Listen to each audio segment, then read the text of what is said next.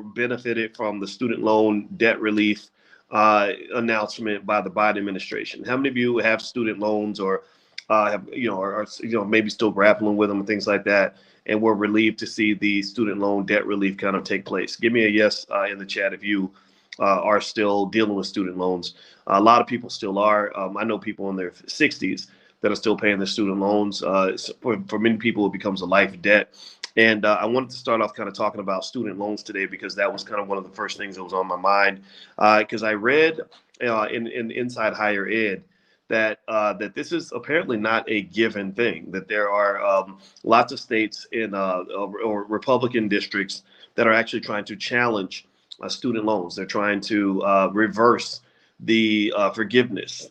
For some reason, they're appalled and offended by the idea of forgiving, what isn't really a lot of money in terms of student loans. It's just $10,000, which is, a drop in the bucket for some people. But they're really freaking out about it. And I'm going to read some of this to you, and then we'll kind of move on. And I'm going to kind of give you the reason I'm bringing it up also is because I want to kind of quickly address what student loans sort of do in terms of shaping the trajectory of Black wealth. In fact, right now I'm actually not talking to you guys from my house. I'm actually speaking to you from Black Wall Street. I'm actually in Tulsa, Oklahoma right now. And I went to do a tour on Black Wall Street. And there was this guy that gave a great tour. His name was Cody. And Cody was telling us all about the area. And it's really kind of sad. If you go to Black Wall Street, you'll find it's sad because, and I recommend everybody do that tour, because what they do is they highlight the difference between that Greenwood section of Oklahoma today versus what it was 100 years ago. 100 years ago, it was booming. It was amazing. The number of businesses they had in that area was insane. O.W. Gurley, who was one of the architects of the original Black Wall Street, just did an amazing job of really fostering a how can I say this, a culture of entrepreneurship in that area. He created his own economy. And I've trained you guys on this. The 3 C's of creating an economy. I'm gonna do a 1-day lecture on this again. All the students that are in the class, I'll invite you guys in for free. But basically, it's the 3 C's of creating an economy: a market for capital, a market for contractors, and a market for customers. Economies are all about creating markets. So O.W. Gurley was really smart because what he did was he went and he bought a bunch of land, and then he had these buildings built on the land, and he told all the business owners, you can have one of the buildings, but the requirement is that you have to put another business inside your building, and somebody else must benefit from what you have. Right? So this is beautiful because this is a nice mixture between capitalism and socialism, or socialized capitalism or capitalized socialism, whatever you want to call it. And I love it. It's almost like, people make you pick extremes, one or the other. I don't believe in picking one or the other. I think that there are merits to socialist, communist, Marxist ideas. There are also merits to capitalist ideas. You cannot build a nation if you don't have money. You cannot build a nation with a strong economic infrastructure. You just can't do it. You cannot obtain freedom if economics is not part of your vocabulary. So that's just a fact. That's just true. And I hope you do believe me when I tell you this. So O.W. Gurley, when he was building Black Wall Street, how many of you have even heard of him? Give me a yes or no if you've ever heard of him. Yeah, I want to know how many of you. I'm just curious right now. Give me a yes in the chat if you know who O.W. Gurley is or have heard his name. It's okay if you haven't. If the answer is no, that's okay. I just want to see. Okay, I see some yeses and I see some nos. Okay, Marion and Janet. Okay, Sharon says yes. Okay, all right. So here's what I want you to promise me. Give me a yes in the chat if you can make this commitment to me today, to us, not to me. You're making it to the community. Promise me that you're going to talk about this man to people in your family, that at some point, in the future, in the near future, you're going to talk to your kids about him. You're going to talk to your spouse, your cousin, your baby mama, your best friend, the lady at the hairdresser, whoever, right? Give me a yes to let me know you're going to talk, and this is what's important because when I was doing this tour of Black Wall Street, it's almost like going to a Mecca for me, almost like if I was Muslim and I was going back, or going back to Mecca, right? Or whatever, right? I felt like, okay, I really feel the spirit of these people. And I'm walking down these streets that looks like are just any old hood, and they're showing me images of what that place used to be. It's so sad. I can feel their spirits all throughout that area. And so one of the things O.W. Gurley did that I thought was brilliant and beautiful was he fostered a culture of entrepreneurship. He fostered a culture of Black business ownership. If he just went out and bought a bunch of land and just kind of did a couple of things, it wouldn't have grown into what it was. It grew because he planted the seeds and he watered those flowers in a really beautiful way. He also he set the standard. He set the culture in that area to say, we take care of each other. We're going to help each other build businesses. We're going to create entrepreneurship. Our kids will be taught to be self-sufficient. So as a result, what happened was, in Black Wall Street, you had over 100 and something businesses. You had businesses that don't even exist in most Black neighborhoods today. You had, I'm talking about, the bus company. I'm talking about a movie theater. I'm talking about skating rinks. 21 grocery stores. 20. I was blown. I said, how the hell do you have 21 grocery stores in such a small area? They must have been competing with each other. 21 grocery stores. Do you know that the Greenwood section of Tulsa, Oklahoma, just now got one grocery store after like waiting for about 40 years? Did y'all know that? That they literally just got their first grocery store after decades. They couldn't even get one grocery store now, but they had 21 grocery stores 100 years ago. Doctors' offices, law offices, hotels, you name it, candy shops, whatever, shoe shops, whatever type of business you could think of, they had it all in the Greenwood section of Oklahoma. Now, why? So O.W. Gurley is an important person for us to learn about for this other reason. We had a conversation. I promise you, I'm going to get to the student loan thing in a second, but I had to kind of talk about the Black Wall Street thing. It reminds me, it circles back to how the university, or how I think it's the University of Tulsa or Tulsa University, whatever it's called, was able to capitalize off of Black economic disorganization. They were able to benefit from Black economic disorganization. And let me tell you how. This, I promise you, this links to the student loan conversation, but I gotta tell you the whole backdrop. Okay. So I'm going through Black Wall Street, and they're telling me how O.W. Gurley basically created a culture that led to literally hundreds of businesses being in that area, and all this economic independence. And this is a reminder to all of you that when you're talking about economic independence, economic strength, entrepreneurship, business development, it's not just about how many classes you take. It's not just about how much money somebody gives you. It is about culture. It is about your economic habits. These people formed a culture and a set of habits that were built around Black economic strength, economic development. They had the habit of spending with each other. They had the habit of educating their own children. They weren't sitting around debating as to whether or not white people were going to give their kids a good education, because they would just go talk to other Black people and make sure that their kids got a good education. They also made sure their kids got a good education on what it took to sustain that community. This community, a lot of people don't know this about Black Wall Street too. It wasn't like white people just came in there and just took over and killed everybody instantly. They were actually winning that battle. I didn't know this. According to the tour guide, he said they were winning. He said, because in that community, check this out, pay attention, they had hundreds of well-trained, heavily armed, masculine males who had come back from the military. A lot of military men had settled in Oklahoma. And it's because they had all these military men who were ready to fight, who were trained to fight. They were better trained than the white boys across town. Like, did y'all know? How many of y'all knew that? How many of y'all knew that? How many of y'all? A lot of y'all probably thought we just sat there like little sheep. We just slaughtered to death. No, these men were defending that community. They picked up their guns and they said, "You ain't coming over here doing all that." What turned the tables in this battle was when they went and got airplanes and started dropping bombs on the people in the town. Then it was hard to fight against that. They didn't have, I guess, the response to that. They didn't expect that. The bombs is what changed the tune of everything. That's why you see all the burned down buildings and everything else. But the Black men in that community were defending that community. So what I really need, the reason I need you to commit to me that you're going to go teach your children about O.W. Gurley is because this is what our kids need to know. Your public school system is never going to properly teach Black children about men like O.W. Gurley. They're just not going to do it. It's not their job. It's not even in their interest to do so. He taught them all about self-sufficiency. He taught them all about self-defense. He taught them all about developing a strong economic culture that is going to lead to Black economic strength. There is no reason, if I'm a white teacher in a public school system today, there is no reason on this planet I would ever take the time to want to teach Black children about somebody like O.W. Gurley.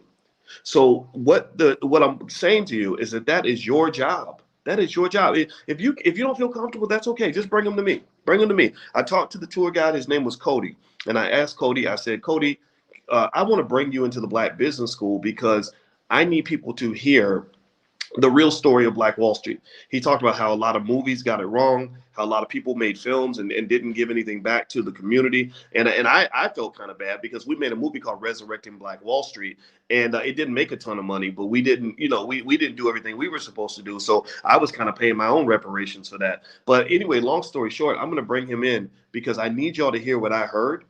It was that powerful, that overwhelming, that surprising. There were a lot of things, like there were little facts that nobody knows. Like, for example, the fact that it wasn't, a lot of people felt that the Black Wall Street got burned down because a white woman accused a black man of touching her inappropriately on the elevator. His name was Dick Rowland and her name was Sarah Page. Well, according to the tour guide, he said, actually, she never said that he did anything to her. She said, no, he did not touch me. It was actually a white man who was a Klansman who saw the two together and too close to each other in what looked like an intimate fashion, where he reported that as an assault. And there's even a discussion that maybe that this guy, Dick Rowland, married Sarah Page because they both moved to Kansas after it was over with, which was really shocking to me. I didn't know that they actually may have gotten married, but that's what his family says, because I think they were two teenagers who were kind of getting busy, and there was a white guy who got offended. So there's just a lot of little details like that you don't learn in school, a lot of details that you're not going to catch in a lot of these documentaries and films that have been made. And I think that story needs to be told. Now, why did I bring Black Wall Street up when I started the conversation talking about student loans? Well, let me tell you this. So I'm walking through Black Wall Street and I'm looking at all the they have these little plaques to show you where all the black businesses were. And so, and if you actually go to my Instagram is the real Boyce Watkins. I showed the plaque where Madam C.J. Walker's business was, and Madam C.J. Walker's plaque, her business is where it's located is right where an expressway runs right over the location where her business used to be. Also, the expressway runs right over this space where they have this big, beautiful Black-owned movie theater right there in the community. And in case you don't know, when they built the freeway system, the highway system, they used the highway system in what they call eminent domain to take the property away from Black people, to dismantle the Black neighborhoods.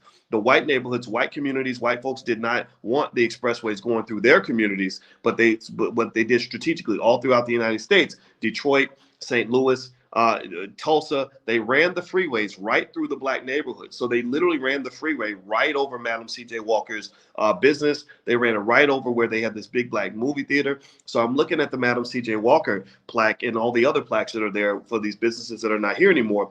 And one thing that he mentioned that was really interesting was he said, yeah, the University of Tulsa bought all this land over here. They bought all this land over there. And the University of Tulsa, the Tulsa Historical Society or whatever, they own all of this footage and all this this archive data from Black Wall Street that they won't really share with anybody or let anybody have access to in a meaningful way.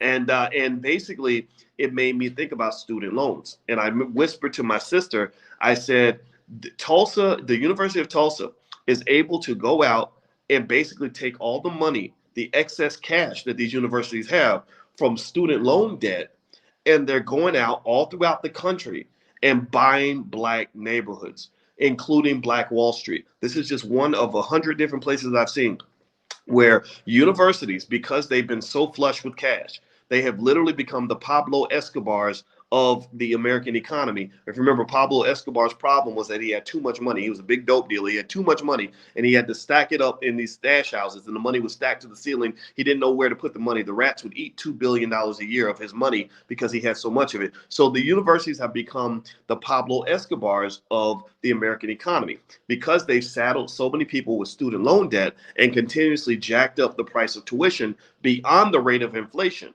Beyond the rate of inflation, they've been able to accumulate massive excess resources. Well, a lot of these universities are nonprofit organizations, which means that they are required to spend all that money. Well, where do you think they're spending all this money?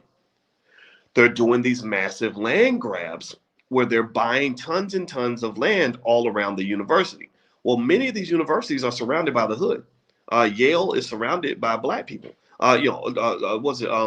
Syracuse University, when I was on the faculty there, they were surrounded by Black people. And so what Syracuse was doing was strategically buying acres and entire city blocks of land that was previously owned by Black people. So this is happening even in Black Wall Street. A lot of the area that used to be Black Wall Street, the vast overwhelming majority of that area is owned by people who are not Black. And the University of Tulsa was able to take advantage of the student loan debt to take this extra money and go gentrify Black-owned property. So basically what they're doing, and this is why I want you to understand how economic warfare works. See, economics is warfare. This is why it's so important to understand it.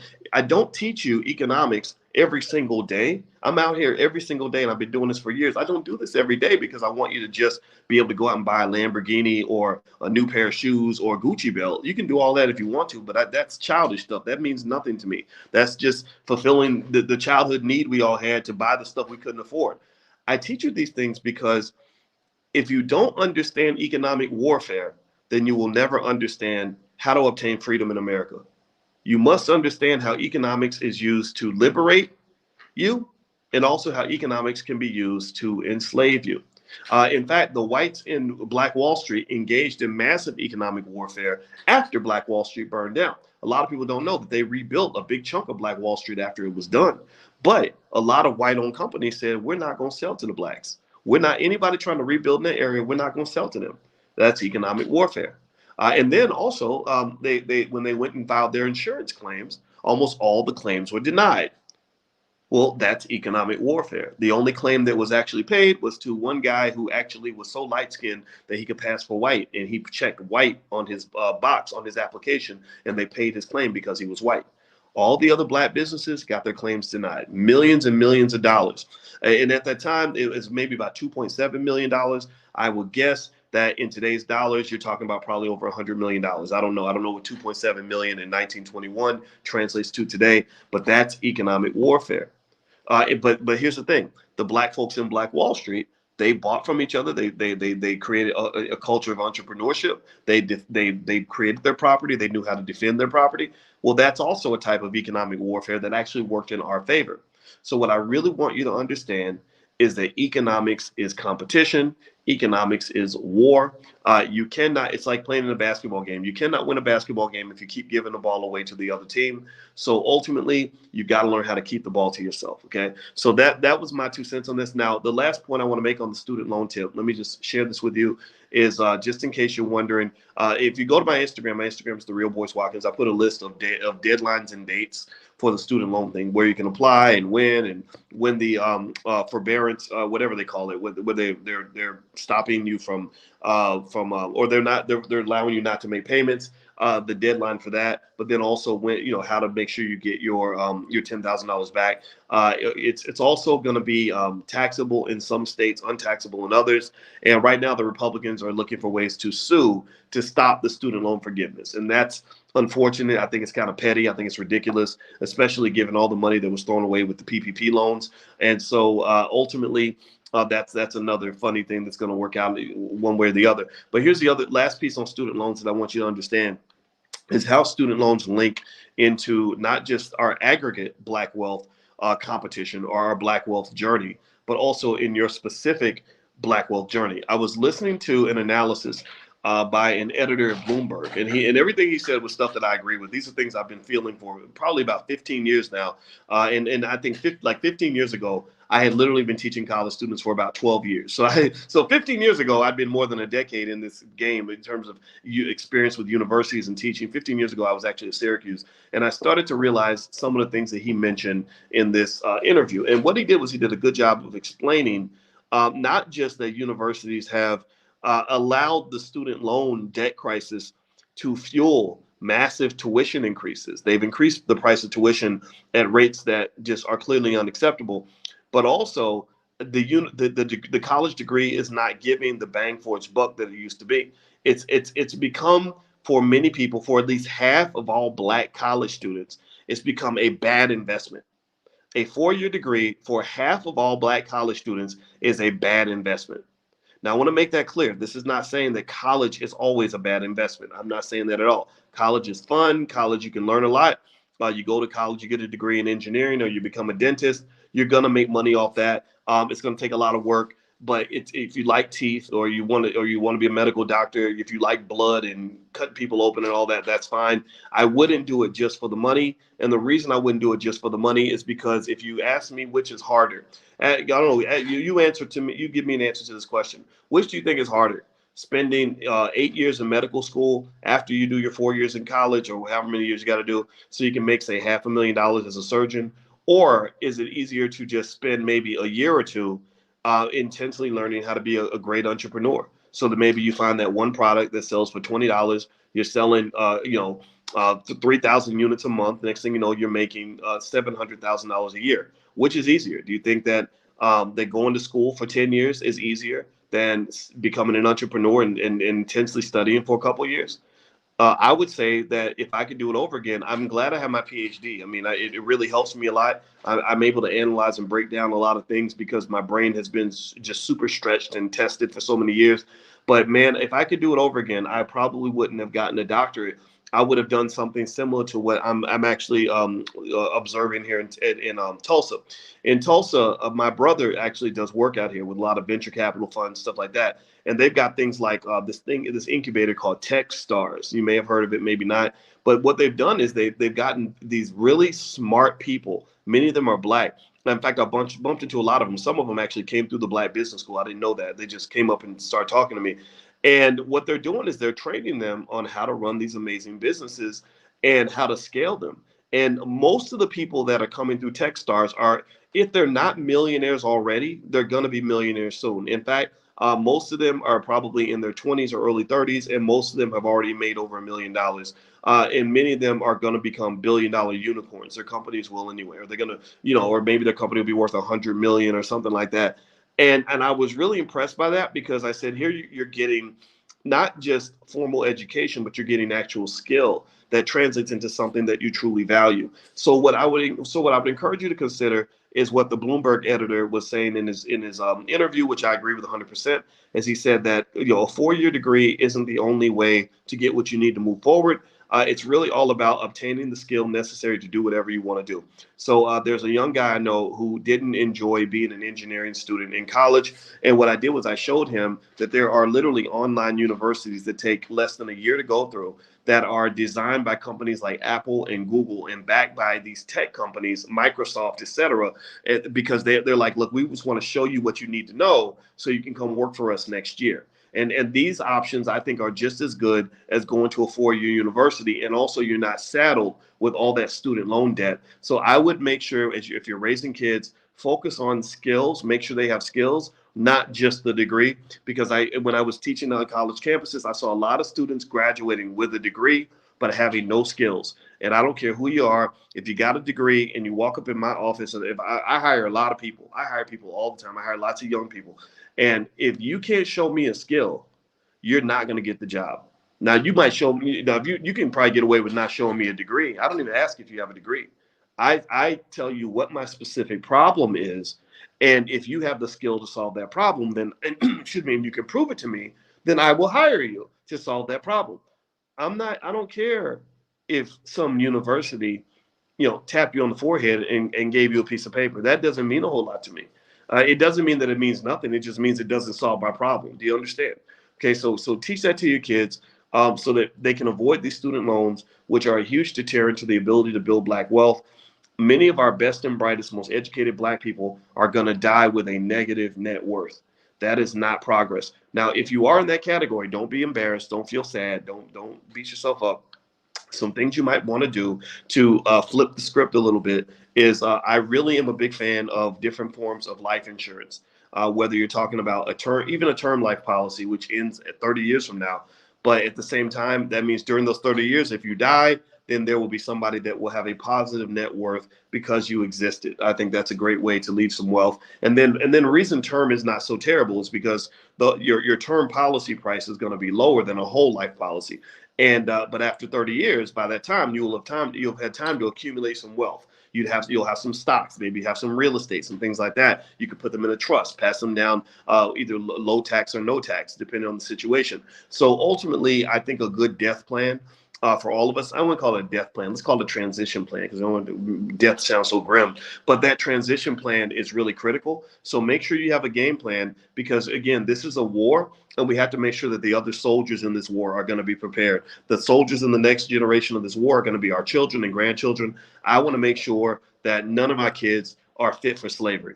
None of my kids are fit for slavery. To me, fit for slavery means that you are vulnerable, where somebody can use something as simple as money. They can dangle a couple of dollars over your head and get you to do whatever you want. I don't want my daughters in that position because I know what that can do to their self-esteem. I know what that can do to their, to their happiness level. I know what that can do to their stress level. I don't want my daughters to be struggling single moms who got to go sleep with some guy just so they can get $200 toward the rent. That's not going to be their narrative. And I also don't want my son. I'm his bonus dad. He has a dad. He has another dad. He's lucky. He has two dads, and we coordinate on making sure that he's prepared for the future. And I don't want my son to be in a position where he has to go and become somebody's slave because nobody prepared anything for him. So you got to change that culture, change that narrative. Study O.W. Gurley. Go teach that to your kids. Don't wait for the school system to do it. We have to do it ourselves. Okay. All right. Now, by the way, I have to mention to you guys something that I mention it a lot, but I have to mention it every chance I get to make sure you know. There are lots of fake Boyce Watkins accounts out there where they literally will send you messages and they will send you a direct message and say, inbox me, send me an inbox or whatever. And some people think that it's me. So they inbox the person then eventually scams them out of some, money or whatever. So just watch out for that. And if you see an account like that, if you could, please make sure that you report that account. That's really important to do. I just want to make sure nobody gets harmed by this kind of thing. All right. So what I'm going to do is answer some of your questions. Some of the questions were left last week. If you log in at the blackstockmarketprogram.com, you can actually find the form where you can leave the questions for me. And I'm going to start with Sika. Sika asks, she says, I've opened an E-Trade account for my 3 minor kids. What's the best asset to put this money into to serve as a savings account as it compounds? Okay. So Sika, what I would do, honestly, is I would not even overthink it. I would literally, especially now is a great time for you and your children to be able to really take advantage of the stock market. The stock market, the prices have dropped tremendously. I think that a consistent investing plan for your kids is the best gift you can offer them. And so what I would do, Sika, is maybe look into something like some sort of maybe an S&P 500 index fund. Something really simple that you can plop your money into where your children own a piece of the strongest companies in America. So what you can look for, there's one with the ticker symbol VOO. This is from Vanguard. Now, this is not me endorsing Vanguard, but I know Vanguard is good. They're going to protect your money. And so Vanguard has a form has a fund, VOO is the ticker, where you could literally do something really basic. You could do the $5 a day investing plan that I showed you guys. If you go to blackmoneyminute.com, the ebook is there free. Also, if you log into blackstockmarketprogram.com, I'll put it in there too. And basically, if you're doing something like $5, $20 a week, $40 a week, $100 a week, whatever you can afford, you just have that money automatically dropped in there. And the big promise I want you to make to yourself is that I will not sell these assets ever. I will not sell these assets ever. I won't. I will. All I'll do is when the kids get old enough and they've shown maturity. I'm thinking like 28 to 30 is a good age. I think 25 is a little too young, but maybe you're lucky. Maybe your kids are mature. I would transfer some of those assets to them on an as-needed basis when they're 28, to 30 years old. So that's when they're making critical decisions in their lives. That's when they're trying to buy their first house. That's when they're trying to avoid student loan debt. That's when they're trying to maybe get married or stuff like that. And you will be amazed at how much money that grows into if you're consistently doing that, say $50 to $100 a week, and you're just dropping it in there and not even thinking about it. Just set it and forget it. And in fact, here's another myth. A lot of people believe that there has to be an exit point when it comes to investing. They believe that there has to be a point where you sell the stock that you buy. No, there doesn't. No, there doesn't. There does not have to be any point where you sell anything. You don't have to sell nothing. Remember, what is a rich person? What makes a person rich? How do you know the difference between a rich person and a poor person? I want you to process that for a minute. How do you know the difference? If I tell you somebody's rich, think about it. What would I might say next? I might say, Oh, well, he owns a couple of oil wells and he owns 25 dry cleaners all throughout the city.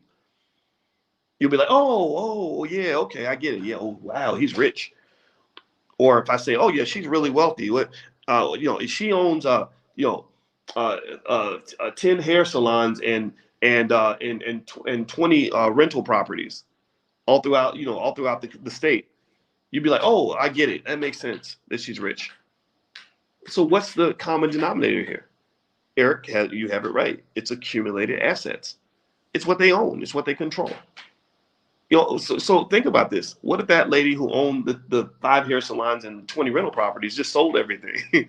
Now, sure, she'd have a bunch of cash, but if she sold everything and then spent the money, well, she wouldn't be rich anymore. So rich people, all rich people are people who've gotten really good at accumulating stuff. Right? So, they kind of have a hoarder kind of approach to life. They just accumulate things, like you go in my bedroom, I hoard stuff, I save stuff, right? And also I hoard stocks. I love every time I get extra money, I don't buy shoes or things that are going to perish. I buy shares of stock. I want to be invested in every good company I can possibly find anywhere on the planet. I love to invest. I'm addicted to it. I hate using the word addiction. My wife is an addiction specialist, so she probably qualified that term. But I love it. I just love when I get income, and I love taking that income and translating that into some form of ownership, because what that does, and this is where understanding your financial personality is really important. And by the way, if you're in the Prime program, Dr. Alicia is going to be doing another financial therapy session on Sunday. You can log in at drboyceprime.com and get access. But one of the things about the program is she's actually going to show everyone this week a little bit more about how to determine your financial personality and really how to understand your emotional connection to money. So what I found when I understood my financial personality was that I love to spend money. I got that from when I was a little kid. I would get money, it would burn a hole in my pocket, and I would just spend it. And so when I became more of an investor, what I learned was that spending money was the thing that gave me comfort, satisfaction. I don't know, like a type of retail therapy. That's a real thing. But I really didn't need to spend it on any particular thing. It didn't matter what I spent the money on. So what I did was I said, okay, instead of spending money on things that are silly and not going to add value, I'm going to spend money on things that are going to appreciate in value. So now instead of spending money on clothes or shoes or going out to eat, I'll spend money on shares of stock. I love to buy shares of stock. I love to buy a new piece of real estate. I love accumulating things. Right. So you want to have that sort of mindset. If you are an accumulator, if you are an economic hoarder, so to speak, not to use the term with a negative connotation, but if you like to hoard things and that's what you do on a regular basis, then eventually you'll be rich too, because you'll just have lots of stuff. That's how we know the difference between rich people and poor people. It's just how much stuff they have. So a lot of wealthy families, they're not selling nothing. They don't nothing. None of their stuff is for sale. You say, well, can I buy that from you? And they'd be like, well, why would I sell that house to you? It's going to be worth another $100,000 in 2 or 3 years. Why would I give that to you? It's been in my family since 1920. Why would I sell that to you? The only time they would sell that to you is if they are economically distressed. That's the only time they would sell it. Is, the Vanderbilts have lost their entire fortune and they're trying to hold on, so they start selling assets. There's a great documentary I watched with my wife about the newspaper mogul. What was his name? William Randolph Hearst. He's a big old fat racist white man, but I don't care. The racism doesn't, honestly, that stuff doesn't offend me. I just watch out for it and I overcome it. But it doesn't. I don't care what you think. It's your right to think what you want. I can take care of myself, so I don't need you to like me. I just need you to get out of my way. But anyway, so William Randolph Hearst was this guy who controlled so many of the newspapers all throughout the country, had a lot of wealth and a lot of power. And one of the things that he did, he made the mistake in his business of getting a little bit too cocky and overexpanding. And so what happens when you overexpand your business is you can run into cash flow shortages. And he ran into a cash flow shortage, so he needed money badly. So he went through the humiliating process of having to liquidate all the stuff that he had. I mean, this guy was you talk about a hoarder. This guy had a gigantic mansion full of all these really expensive European artifacts he had bought after World War II. Now, where did he get those artifacts? Well, he got them cheap. He got them on the cheap in Europe because after World War II, the Europeans were the ones who were financially distressed. So because they were financially distressed, you had these royal families who want to maintain their image. This is why images are very dangerous. You want to don't I would be careful about getting in the habit of trying to impress people that don't matter. But the royal family or this wealthy family doesn't want to look bad, so they start selling all their priceless artifacts. And they're selling them super cheap because they need the cash. So he was able to take advantage of other people's distress and buy these assets super cheap. And then when he became distressed, people were able to come back behind him and buy his assets super cheap. And so ultimately, one of the things that you should get from this is twofold. One, rich people just tend to be hoarders and they just own things and they just keep them and they hold them for as long as they can. And then two, when you are building your empire, your economic empire, you always want to make sure that there's plenty of liquidity. You always want to make sure that you're financially prepared to pay the bills and you don't overexpand yourself. Because when you overextend yourself, when you're over leveraging into the ground, or you make a good real estate deal and somebody says, well, no, take the equity out, go buy another property, get another property, get another property. Well, if the values of those properties start dropping and suddenly the bank is telling you, hey, you're going to have to come up with some cash to maintain your control over all these assets, you want to you want to be ready for that. Okay, do you understand? So that's kind of the game. So the accumulation process. There was a Wall Street Journal article where they basically explained what rich people do. They buy, borrow, and die. That was their strategy. They said that what they'll do is they accumulate a bunch of assets on top of whatever they had when they were young, whatever their parents left them. So they become even richer because they just accumulate more stuff. And then they don't actually sell anything. Why, again, why would you sell an appreciating asset? Why would you sell your future? You don't do that, right? So what they do is instead of selling the asset, they maintain control and ownership of the asset and they borrow against the asset.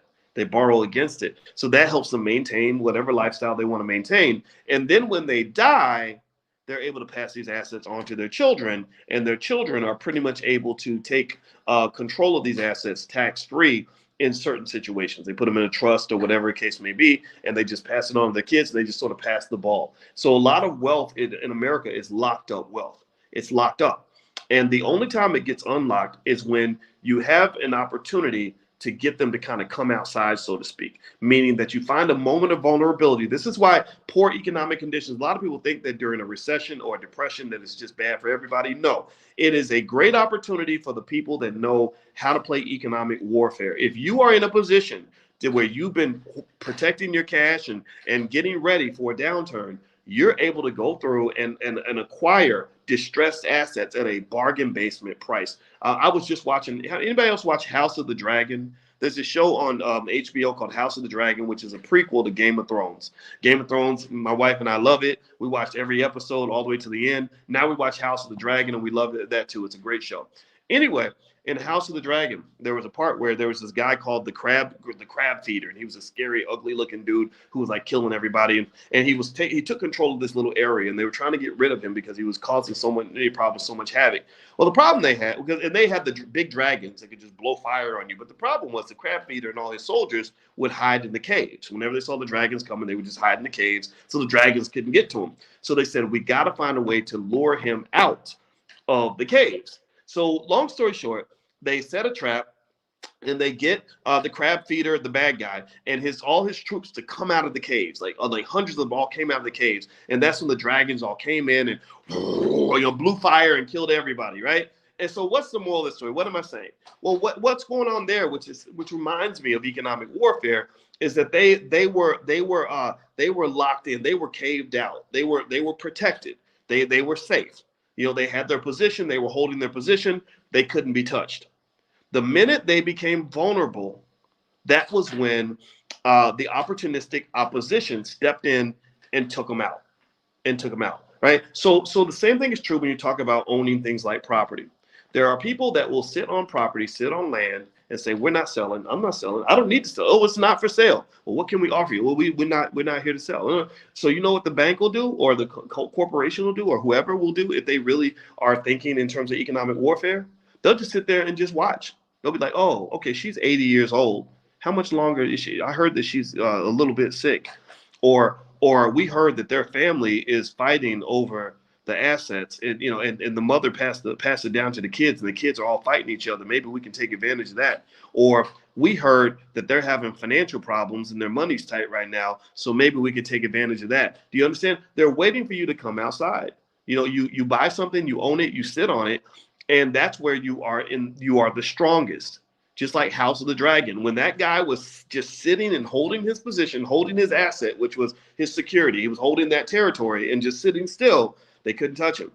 But the minute he allowed himself to become vulnerable, that was when they swooped in and killed everybody. So ultimately, for Black people, this is why one of the reasons why your wealth disappears so quickly. Your wealth disappears very quickly because you are always in a vulnerable state. You're always, and not all of you, not you. I'm talking about generally speaking. I'm talking about those that really are in the struggle in a horrible way. There's always sort of this very clumsy economic stumbling that occurs where you're kind of figuring it out as you go along. You're always if you're always in survival mode, then you can't possibly be in prosperity mode. There's always an emergency. There's always a problem. There's always a vulnerability. Somebody's always fighting over something. There's always a need, a desperate need for money. And when you are in those situations where you're vulnerable and desperate, that's when you start losing the game of economic warfare. So I would just say to you, if you really want to be smart, and I hit on some of these topics. In case I didn't mention to you guys, my next book coming out is called The 10 Commandments of Black Economic Power. One of the things I would tell you is that if you really want your family to be wealthy, strong, and prosperous for many generations to come, make sure you have a strategy. Make sure that you build a culture around economic discipline. Make sure that you have that your economic soldiers are as well trained as possible, and make sure that they understand the importance of working together, maintaining peace, coordinating their actions, and then it's going to be very difficult for anybody to kind of penetrate your kingdom. I do think that's appropriate to think of life in that way. So don't be vulnerable. That's the point. All right, so let me hop in and answer a couple more questions that you guys submitted in advance. I see Quaid says, let's see here. I purchased the course, and after purchasing it, said I could have gotten the stock market weekend for 68, but no option. Okay, so you, Quaid, would like to sign up for the Black Stock Market Weekend. Okay, all right, great. So what I did, Quaid, was I grabbed a link that gives you a big discount that takes the price down from $249 to $68, and I'm gonna put that link inside the chat. And also, if you ever have a question like that or any issue like that, you guys are always welcome to reach out to support at theblackbusinessschool.com. And if anybody's interested and they want to go take a look and see what's there, you can also go to the drboycemethod.com, the drboycemethod.com. And that's where I put together an 11-step method that I use to select the stocks that I pick. And that was basically the Black Stock Market Weekend. I spent the whole weekend taking you guys through 11 steps. At some point in the next year, I'll do another one live. But if you want to see the recording of the last one, you can click on that link and get a discount. So it's thedrboycemethod.com if you want to take a look. But those of you that are in the Zoom, that's the coupon code you can use to get the discount that Quay's referring to. All right, so let's see here. Kareem says, I've invested $2,000 between PPX and SCHG, Google, and Microsoft. Current allocation, okay. All right.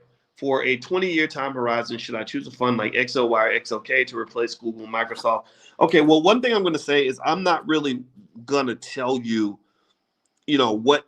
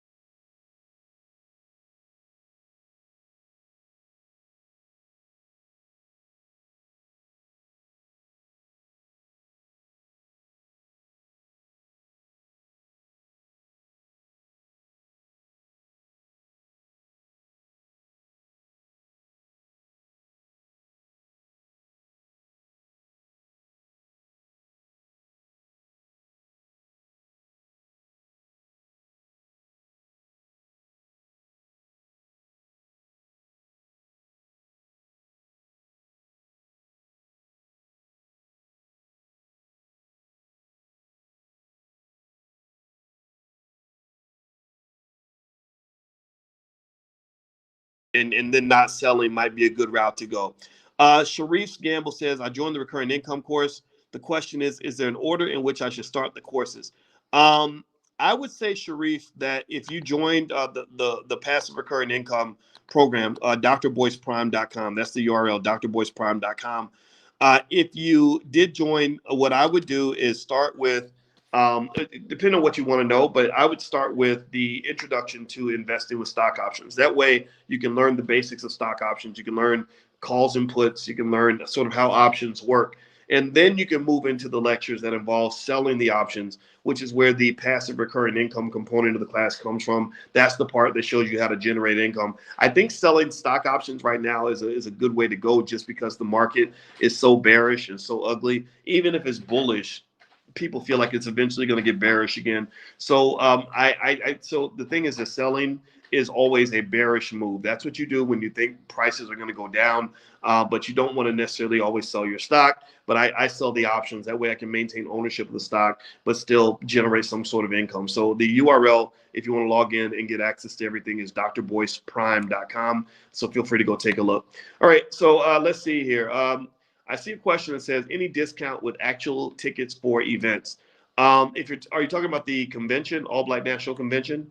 If you go to allblacknationalconvention.com, try to use the discount code word book club, all one word, and that should give you a discount. So go to allblacknationalconvention.com, and if you use the discount code book club, that should take a percentage off the price. I'm checking to see if it works and see if I can enter the code while I'm talking to you. Here we go. Enter promo code.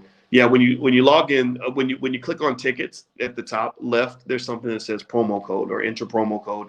So you can type in book club. Let me see if I can apply it. And does it take off? Yes. If you type in book club, it'll drop your general admission ticket price from $299 to $209, or your VIP pass price from $699 to $489. And that's for the whole weekend. Actually, it drops the prices of every single ticket, the kids' tickets, the senior citizens ticket, military discount tickets, etc. So feel free to just go in and use the code word book club. You can get a discount. It's allblacknationalconvention.com. Okay, the next question. Okay, let's see here. I'm looking at. Kim Hitchcock says, need link to volunteer. Tried to register. It didn't work. You talking about the volunteer form? Did you go to boycewatkins.com to click on the volunteer link? Let me check. I'm going to show you guys where the link is to volunteer. So let me screen share. So if you go to boycewatkins.com, let me show you my site. And you go down here on my page and you type in volunteer application. You click on that. There should be a form right here. Do you all see it on the screen? Everybody inside the Zoom should see it. And so if you want to fill it out, you just hit next, and you can go in here and you got to you got to fill out some information. And so being a volunteer is not something where we're just taking any and everybody as a volunteer. We need people to apply and to show where they can add value. And there's a training process because we need to make sure our volunteers are ready.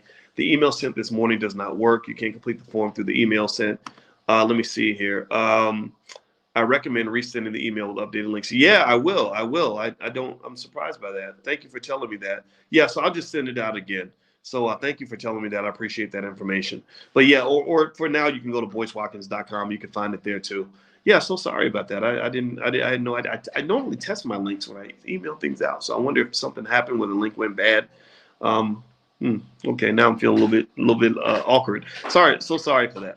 All right, so let's see. If you purchase a covered call and it doesn't hit the strike price, if you have a question about options, I prefer to lead that for the options class.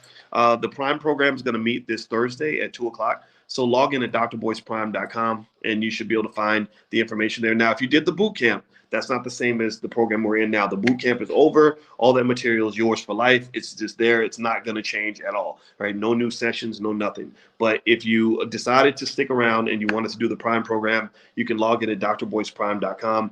There is a link there that gives you the Zoom information for Thursday at 2 p.m. Eastern. That's when we're going to have our next class meeting. And I've also sent you out an email, and I'll also send you all text messages to give you updates. Dennis, I watched the documentary Inside Job and wondered if the companies I own merge or gets bought, what happens to the stock? It depends on the situation, Dennis. There's so many different ways mergers can be worked out, but generally, it all typically makes sense. And mergers are scenarios where remember, you're as a shareholder, you're the most important party in that whole process. So when companies merge, they have to make sure the shareholders approve it, and they have to make sure the shareholders are good. And the only reason they're going to approve it is if they're good. So if you own stock in a company and the company merges, then it's going to be good for you. It's all going to work out. Now, one of you asked about the whole thing with the CEO or the CFO of Bed Bath and Beyond. In case you don't know, Bed Bath and Beyond is a meme stock that's had a lot of interesting action lately. I bought shares mainly so I could sell the options because the option prices were ridiculously high. Well, the CFO of Bed Bath and Beyond jumped off a building and killed himself a couple of days ago, and at the same time, he was in the middle of an investigation or being sued for price manipulation of the stock. I felt that there was manipulation. I did a video about that where I was specifically focused on a guy named Ryan Cohen, who I feel I felt like he might have done a pump and dump on this stock where he pushed the price up. And then when the price went really high, because what happens is all these meme stock traders started believing in Ryan Cohen, and they were buying stocks that he would tell them. So he would announce that he was buying something, and everybody else would buy it because he bought it, which is kind of crazy because what it does then is it creates an unfair opportunity for him to profit off of people just following him. So then the other crazy thing that he did was he bought about $1 million of what they call deep out of the money call options, long-term deep out of the money call options. And so basically like, so the stock's trading at 20 or whatever, right?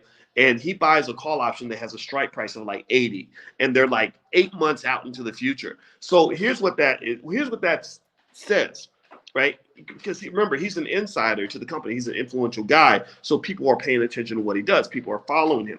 So him buying that deep out of the money long-term call option, that's like a guy coming to a woman's house and saying, hey, babe, I love you. I want to have kids with you. I want to be with you forever. In fact, I just bought, and he dangles some keys and says, these are keys to our new house that I just bought on a 30-year contract because I love you that much, right? If a man does something like that, which I'm sorry if it triggers anybody, because, if you've been lied to before, I'm so sorry. Join the club. I've been lied to also.